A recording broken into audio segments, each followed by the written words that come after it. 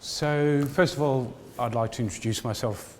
My name's Nick Grasser. I'm the Regional Manager for Southwest Victoria for Conservation Volunteers. Over here behind the iPad is Rosemary Wilson, who's the local conservation officer based from Portland.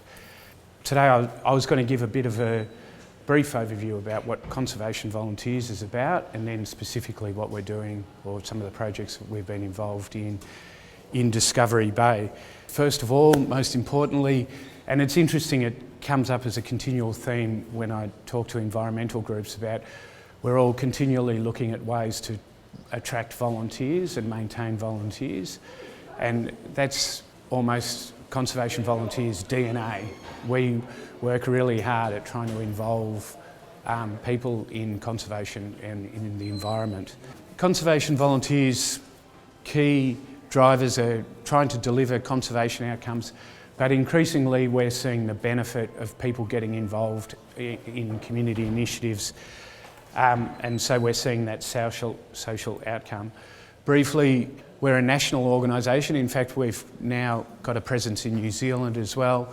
We run lots of conservation projects through regional managers in different areas. We're a not-for-profit community-based organisation, and we've been in this space for about 30 years. A big part of our mission is to involve people in connecting people with the environment. These are the key focus areas for Conservation Volunteers. I'll just whiz through these so we can get onto Discovery Bay. Flora and fauna, community conservation, wild places, living heritage and disaster recovery. How we work is, my role and a lot of my staff's role is to recruit and manage volunteers. We partner with agencies such as the Glenelg CMA or DELP or the Sea Alliance or all sorts of groups, and we together support funding grants and that type of thing, which allows us to exist. As I say, we're a not-for-profit community organisation, so if we don't have fuel to put in the vehicle, it doesn't really happen, so. But the other important thing about Conservation Volunteers, we are about doing things on the ground. We rely on organisations such as the CMA or DELP to have overall plans that we can work in with, and we deliver the at times practical components of those larger plans, for whether it's for rare species preservation or dealing with invading species, which we'll talk more now about. So in terms of Discovery Bay and the lower Glenelg, I thought I'd start with a fun one. One of the first ones that I was involved in was treatment of some pines in a part of Discovery Bay around Limestone Ridge, where there has been orchid populations associated with it.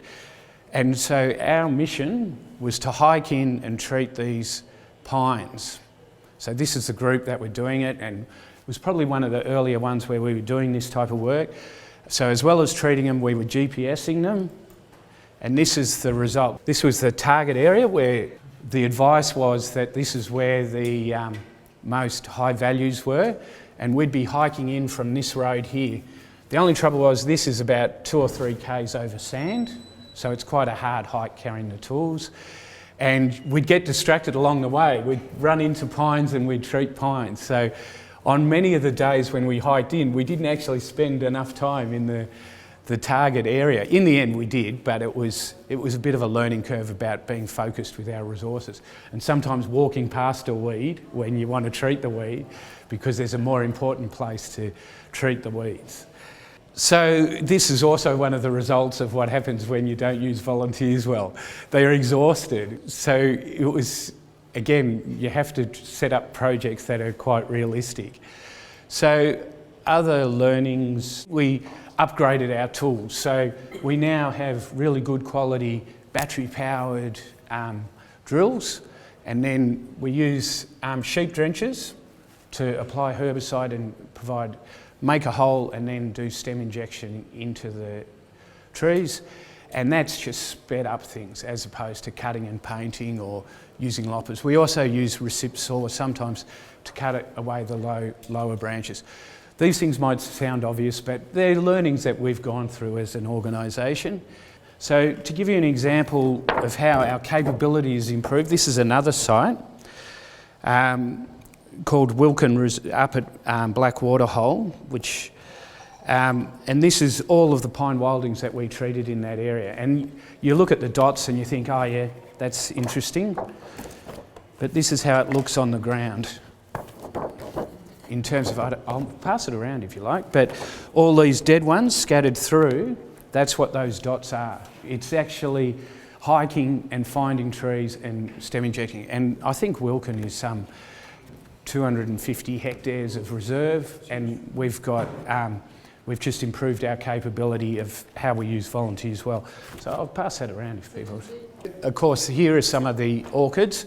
These photos are all courtesy of David Pitts, who is one of the local gurus that has guided much of our work in Discovery Bay. We've been working with Tim Covey from the CMA on dealing with a range of weeds. And again, because almost invariably there's never enough money to target all weeds all at once, there's a layer of strategicness where we're looking at a number of categories and targeting our resources against those. So this is off the Telegraph track, and it was the bluebell creeper, Ballardia scandens, where there was a small outbreak of this. So we've jumped on that, and we've been back to that site twice, and it looks like the control has been quite effective. This is an isolated outbreak of Pittosporum at the bottom of Mount Richmond here. And again, just by targeting that area, it's logical. And unfortunately, with a lot of these new and emerging weeds, it's probably less of a positive story in terms of weeds over time have a potential to be exponential in their establishment. That's why at times they become weeds, because they're so good at recruitment. And so jumping on them while they're a small population like this is a really cost-effective at this point, as opposed to allowing them to get into a larger population. We also, through Tim Covey and David Pitts, have targeted some opportunistic weed control. This area of Mount Richmond was subject to quite a large amount of burnings, both a control burn and part of it was a wildfire. It substantially reduced the sallow wattle population, so we were able to hike through and deal with all of the significantly less sallow wattle after the burn and clean out this area and get quite a lot of bang for the buck, because we were able to target it with the timing of or following up from that burn. And then some of the other things we've done is worked on strategic containment. We had a site down here. This is at the bottom of the plantations. That's the Port Nelson Road. If you know it, this is a big, huge sand dune through here. And just this edge here, there was an outbreak of polygala. By the way, I've got some of our friends over here, the weeds, if you want to talk to me about those. So we treated and cut and painted all of the polygala in this area with a view to stopping its ingress into that part of the reserve. Again, I'm not saying that's the only part in, because there is some down here at the mouth of the Glenelg, but this is in effect a strategy to protect this large area of polygala. So now volunteers got energy. We're being strategic in how we've approached ourselves. It's really important for the volunteer programs that the volunteers feel that they're being effective and their work isn't wasted, and they love it by virtue of the fact that they're fitting into these larger plans. So this is a bit of a blurb about some of the pitches we make to try and gain volunteers. I'm based at Deakin Uni, and we spend a lot of time communicating and trying to involve student groups and the environmental groups from Deakin and other universities and the like.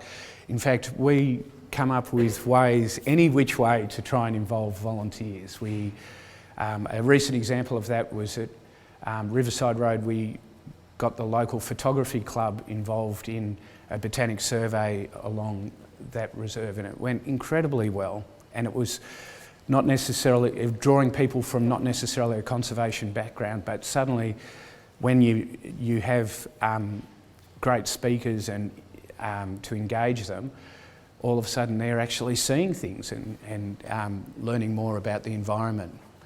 Again, we run programs, and in fact there was a beautiful story in the Portland Observer. Is that today's paper?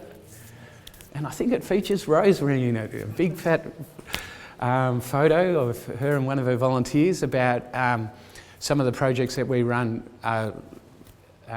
starting out of Portland. We also have volunteer programs that run every week out of Warrnambool at the moment, and at the moment we have an international program. And from time to time we have specific programs to do surveys or the like. No worries.